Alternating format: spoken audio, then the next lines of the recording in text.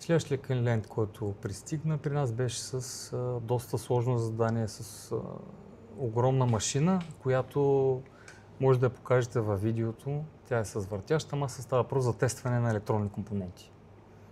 Този проект продължи 10 месеца, като ние го създаваме от нулата.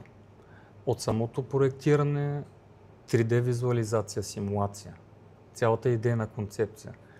След това ние създаваме 3D моделите на всички къстъм части, като тази сметка става въпрос фрезови детайли, строгови детайли.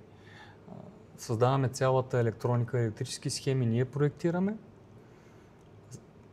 асемблираме електрическото табло, фрезовите части ни ги правят подизпълнители. Тогава вече започнах да търся партньори и подизпълнители, които ни помагат в изпълнението на проектите. Да, които извършват металообработката. Да, ние не се занимаваме с тази дейност. Те си ги по нас чертеж и 3D модел ги изработват.